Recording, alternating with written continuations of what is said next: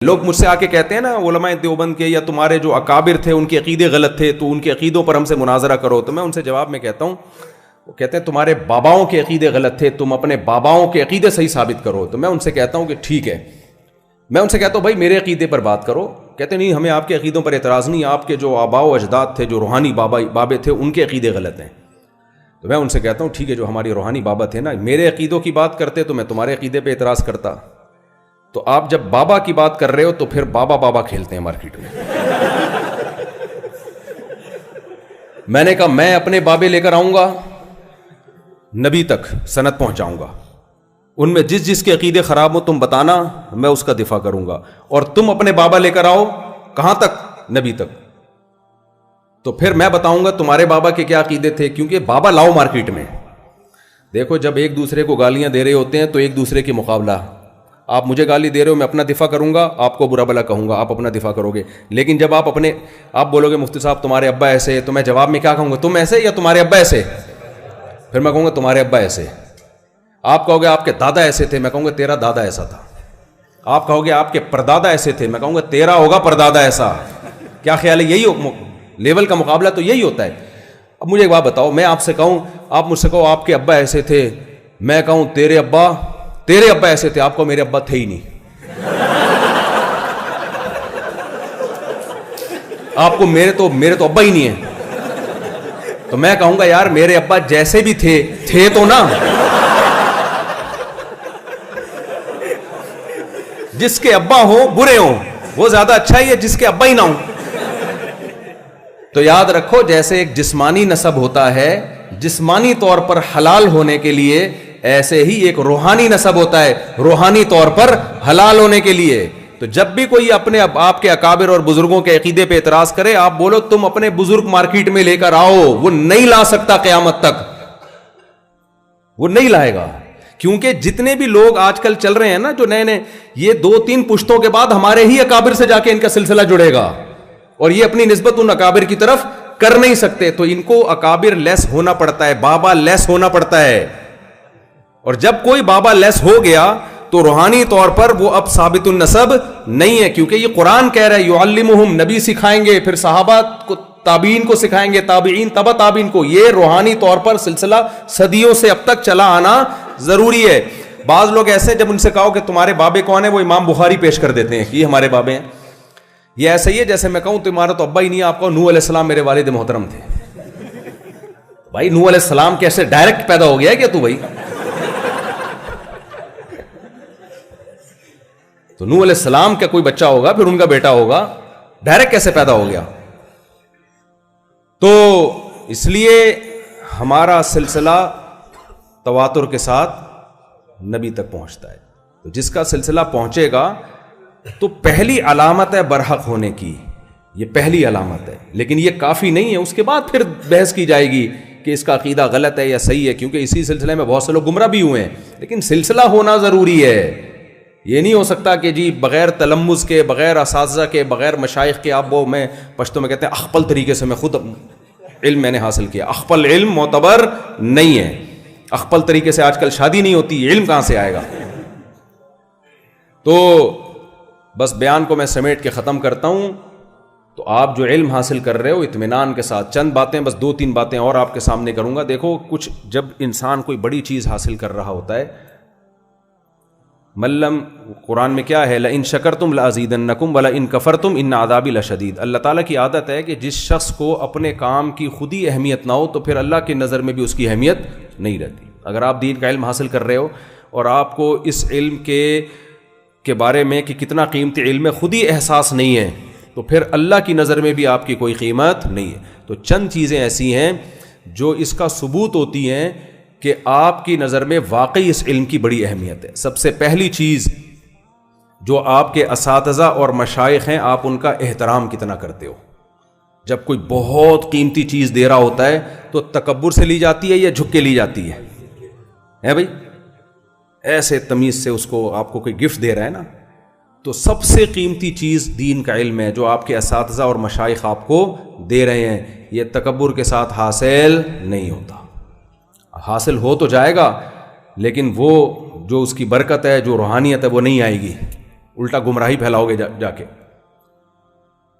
ادب تمیز کی ایک صورت ہے, ایک حقیقت ہے. صورت یہ ہے کہ اساتذہ کے سامنے خاکسار, وہ ایک آدمی سے کسی نے پوچھا کہ تیرا نام کیا ہے, اس نے کہا کلب حسین, حسین کا کتا. اب اس آدمی کا نام تھا چنگیز خان یا سمندر خان, بڑا متکبرانہ سا نام تھا. سامنے والے کا نام کیا تھا؟ کلب حسین, حسین کا کتا.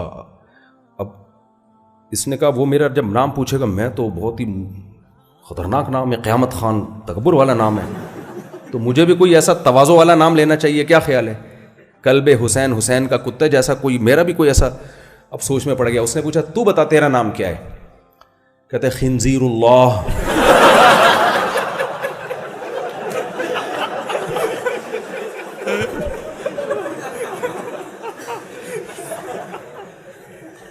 وہ ایک آدمی بیٹھا ہوا تھا کسی مجلس میں بیٹھا ہوا تھا, اس کا بھی ایسا قیامت خان جیسا کوئی متکبرانہ سا نام تھا نا. اب ناموں کی پر بحث چل رہی تھی. اس نے پوچھا آپ کا نام کیا ہے؟ اس نے کہا ابراہیم خان. یہ بھائی یوسف خان, عیسیٰ خان, موسیٰ خان. یہ پریشان ہو گیا کہ سارے پیغمبروں کے نام آ رہے ہیں, میرا نام عجیب سا اس میں لگے گا, سمندر خان. تو یہ بھی کسی پیغمبر کا نام سوچ لیتا, لیکن وہ نام بھی نکل جاتا. تو سب کے نام ہو گئے, آدم خان, نوح خان, یحییٰ خان, سارے کمپلیٹ ہو گئے نا. یہ بیچارہ فارغ. اس سے پوچھا تم بتاؤ تمہارا نام کیا ہے؟ کافی غور کر کے کہتے ہیں پروردگار خان.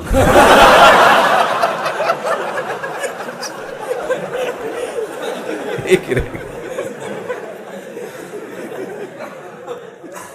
تو ایک ہوتی ہے تواضع کی صورت, سمجھ رہے ہو, تواضع کی صورت, ایسے جھکے جا رہے ہیں, یہ صورت ہے.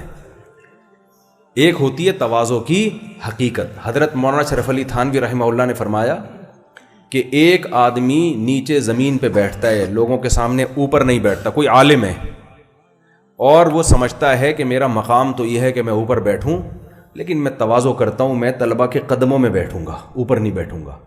فرمایا یہ صورتاً متواضع ہے, حقیقتاً متکبر ہے. سمجھتا اپنے آپ کو اوپر بیٹھنے کے قابل ہے, لیکن تواضعاً کیا کر رہا ہے؟ نیچے بیٹھ رہا ہے. یہ صورتاً متواضع ہے, حقیقتاً کیا ہے؟ متکبر. اور ایک استاذ وہ ہے جو سمجھتا ہے کہ اللہ نے مجھ پہ ستاری کا معاملہ کیا ہوا, اور پتہ نہیں آخرت میں میرا حشر کیا ہوگا, میرا شمار مقبول علماء میں ہوگا یا نہیں ہوگا, تو اس لحاظ سے میں اس قابل ہوں کہ طلبہ کی جوتیوں میں بیٹھوں. لیکن اللہ نے چونکہ ظاہری طور پر ایک عہدہ دے دیا ہے, اس عہدے کا تقاضا یہ ہے کہ اوپر بیٹھ کے سبق پڑھایا جائے اور طلبہ سے اپنا احترام کروایا جائے. فرمایا یہ صورتاً متکبر ہے, حقیقتاً کیا ہے؟ متواضع ہے, کہ اپنے آپ کو اس قابل سمجھتا نہیں ہے. سمجھتے ہو گے نہیں سمجھتے؟ تو آج کل صورت تو بہت ہے, کلب حسین اور خنزیر اللہ خان اور خاکسار, بندہ نواز, احقر الورا. ایک مولوی صاحب بیان کر رہے تھے, میں خانقاہ میں گیا کسی کو لے کے, کسی کالج کے لڑکے کو لے کے, کسی بزرگ تھے, بہت پرانا قصہ ہو گیا, کوئی غیبت نہیں ہے, ان کو بھی نہیں پتہ چلے گا کہ ان کی بات ہو رہی ہے. وہ کالج کا لڑکا تھا, وہ جاتا نہیں تھا خانقاہوں میں بیان سننے, کہہ رہا یار میری سمجھ میں نہیں آتی باتیں ان کی, اللاجیکل باتیں. میں نے کہا بھائی چلو یار اللہ والوں کے پاس جایا کرو. وہ بزرگ بیان یہ کر رہے تھے تواضع پہ بیان, کہ ہم سب کو چاہیے ہم اپنے آپ کو جانوروں سے بھی بدتر سمجھیں. تو مجھے یوں کر کے دیکھتا ہے کہ بھائی ہم کیوں جانور سے بدتر. وہ کالج کا لڑکا نا, مجھے یوں, میں نے کہا بھائی اس کا ایک مطلب ہے, میں بعد میں سمجھاؤں گا. بیٹھ بیان چل رہا ہے.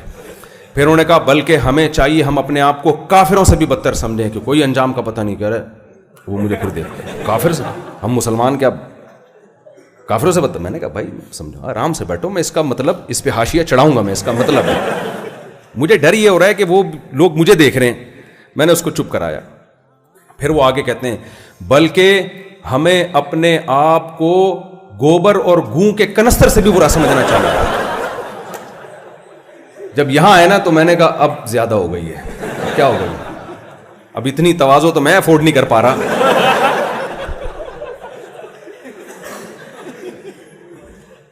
تو میں نے کہا اب صحیح ہے, اب یہ اس کا کوئی میرے پاس تعویل. تو سمجھنے پر گورنمنٹ کی طرف سے کوئی پابندی نہیں ہے, کوئی کچھ بھی سمجھے اپنے آپ کو, کوئی مسئلہ نہیں ہے. تو تواضع کے تکلفات تو مارکیٹ میں بہت چل رہے ہیں. حضرت حکیم الامہ مولانا تھانوی رحمہ اللہ نے فرمایا جب تمہارے استاذوں کو کوئی برا بلا کہہ رہا ہو تمہارے سامنے, اور تمہیں پتہ ہے کہ غلط کہہ رہا ہے, چپ نہ بیٹھو, فوراً ٹوکو ان کو کہ حضرت آپ یہ بات، میں نے طلبہ میں دیکھی ہے یہ بات، استاذوں کے جوتے بھی اٹھا رہے ہیں، مالشیں بھی ہو رہی ہیں، جھک بھی رہے ہیں، اور کوئی غیبت کر رہا ہے آپ کے استاذ کی اور آپ چپ کر کے بیٹھے ہوئے ہیں. یہ تو بہت بے شرمی کی، بے غیرتی کی بات ہے. یہ تو مت چپ رہو، بولو کہ آپ غلط کہہ رہے ہو. ویسے چپ رہتے کوئی مسئلہ نہیں، لیکن جب آپ کے بڑوں کو کوئی برا کہہ رہا ہے اور آپ کو پتا ہے کہ غلط کہہ رہا ہے تو ان کا دفاع کرو. سامنے اتنے بنے ہوئے ہوتے ہیں نیک، جیسے ایسا لگ رہا ہے کہ ساری سکینت انہی پہ نازل ہوئی ہے اور ان سے زیادہ نیک اور ہونہار شاگرد دنیا میں ہے ہی نہیں. لیکن جب دفاع کی بات آئے، جب حقیقی خدمت کی بات آئے تو چپ بیٹھے ہوئے ہو. تو حقیقت کو فوکس کرو. سمجھ رہے ہو؟ تو حکیم الامہ نے ایک بڑی زبردست بات کی ہے. فرمایا دو طرح کے تعلق ہوتے ہیں، ایک عقیدت کا اور ایک محبت کا. فرمایا عقیدت کا تعلق یہ کمزور بھی ہوتا ہے اور ٹوٹتا بھی ہے. محبت کا تعلق یہ مضبوط ہوتا ہے. اولاد سے عقیدت ہوتی ہے یا محبت؟ اولاد کی کوئی برائی دیکھ کر آپ کا دل چاہتا ہے کہ اس کو پوری دنیا میں پھیلاؤں؟ نہ، آپ چاہتے اس کو چھپائیں، کیونکہ یہ اس کی بدنامی سے میری بدنامی ہے. جس سے انسان کو محبت ہوتی ہے اس کا عیب جب سامنے آتا ہے تو چھپانے کی کوشش کرتا ہے. لوگوں کہتے ہیں بتانا نہیں بھائی کسی کو، میرے گھر کا معاملہ ہے. لیکن عقیدت جس سے ہو، اس کی برائی سامنے آئے تو انسان کہتا ہے اس کو بتا دو اور عقیدت 2 منٹ میں ختم.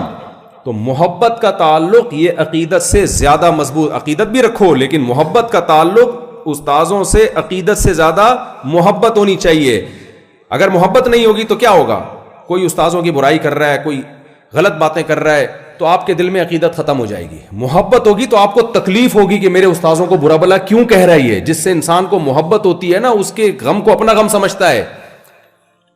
محبت میں انسان پھر دفاع کرتا ہے. تو محبت کا تعلق ضروری ہے عقیدت کی نسبت. آج عقیدت تو ہوتی ہے، اپنے اساتذہ سے، اپنے مشائخ سے محبت نہیں ہوتی. تو پہلا کام کیا کرنا ہے؟ عقیدت اور محبت، احترام،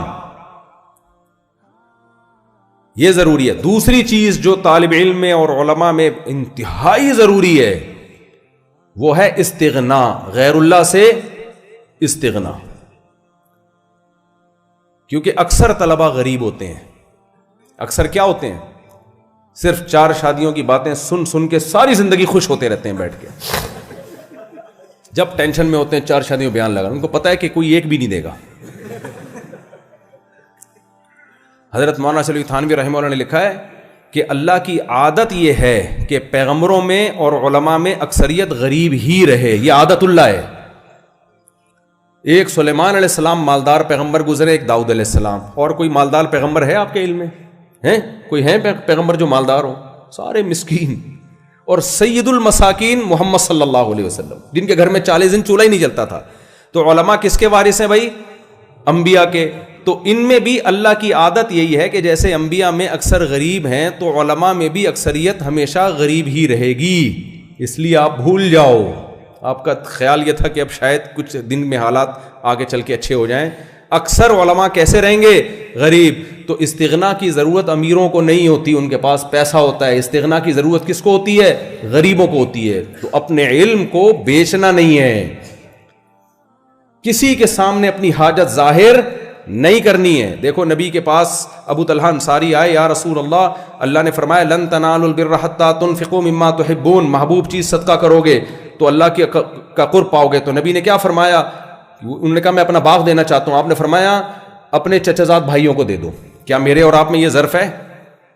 میرے پاس اگر کوئی کروڑ پتی آدمی آئے کہ فیصل آباد میں میری 6 دکانیں، 6 ارب روپے کی 6 دکانیں ہیں، میں چاہتا ہوں صدقہ کر دوں، آپ کا کیا خیال ہے؟ تو میرے دل میں تو سب سے پہلے آئے گا کہ احقر مناسب رہے گا اس کے لیے. کیا کہ ایک دکان احقر کے نام کر دو. تو ایک طرف گھر میں 40 دن چولہا نہیں جل رہا، لیکن صدقہ کرنے والے کو ترغیب کیا دی جا رہی ہے؟ اپنے چچا زاد بھائیوں کو دو. تو یہ ظرف آج کل مارکیٹ میں شارٹ ہے. تو استغنا کے ساتھ جب جئیں گے تو یہ اس کی علامت ہوگی کہ آپ کے پاس جو علم ہے آپ کو اس کی اتنی قدر ہے کہ اب آپ کو کسی اور چیز کی ضرورت نہیں ہے. تو یہ 2 باتیں تھیں. اللہ تعالیٰ سے دعا ہے اللہ سمجھنے کی، عمل کی توفیق عطا فرمائے. آخر میں نے وعدہ کیا تھا تھوڑی سی 4 شادیوں پہ بات کروں گا. دیکھو وہ میں مذاق جو کر رہا ہوتا ہوں وہ تو مذاق ہے، لیکن یہ ایک سیریسلی مسئلہ بن چکا ہے. یہ مسئلہ بن چکا ہے. اور خواتین کا 4 شادیوں سے عیاشی مرد کی نہیں بڑھتی, مرد کا تو بیڑا غرق ہو جاتا ہے. یہ اس وقت میرا بیڑا غرق ہوا ہے جو آپ کی خدمت میں بیٹھا ہوا ہوں میں, سمجھ رہے ہو, لٹ گیا ہوں. فائدہ کس کو ہوتا ہے؟ عورت کو ہوتا ہے. ہمارے جامعۃ الرشید میں کچھ طلباء اتنے بڑی بڑی عمروں کے, تو میں ان سے کہتا تھا تم شادی کیوں نہیں کرتے؟ انہوں نے کہا اصل میں ہم پڑھائی پہلے مکمل کریں گے. میں نے کہا دیکھو اس پڑھائی کا نقصان کیا ہوگا مکمل کرنے کے بعد شادی کا, کہ تم نے جن لڑکیوں سے شادی کرنی تھی ان کی عمریں بھی کیا ہوتی جا رہی ہیں, بڑھتی جا رہی ہیں. تو بچی کی تو, لڑکی کی تو وقت پہ شادی نہ ہو نا, میڈیکل سائنس کہتی ہے ڈپریشن میں جاتی ہے وہ. میں نے کہا ان کا کیا قصور ہے بھائی؟ تو یہ اگر سوسائٹی میں یہی رواج چل پڑا کہ ہم, اکثر لوگ کیا کہہ رہے ہیں پہلے بہنوں کی شادی ہوگی پھر بھائی کریں گے. ایک لڑکے کا یہی مسئلہ تھا, وہ کہہ رہے میری ماں کہہ رہی ہے پہلے بہن کی. میں نے کہا بھائی دیکھو تمہاری بہن سے جس نے شادی کرنی ہے نا, اس کی ماں بھی اسی وجہ سے نہیں کروا رہی اس کی کہ وہ کہہ رہی پہلے اس کی بہن. تو تم کسی کی بہن سے نکاح کرو گے تو پھر وہ کرے گا نا دوسروں کی بہنوں سے نکاح. سب نے فرض کر لیا ہے کہ پہلے میری بہن کی شادی ہوگی تو میں کروں گا, اس چکر میں نہ تیری بہن کی ہو رہی ہے نہ کسی اور کی بہن کی ہو رہی ہے. تو پوری سوسائٹی نے بیڑا غرق کیا ہوا ہے.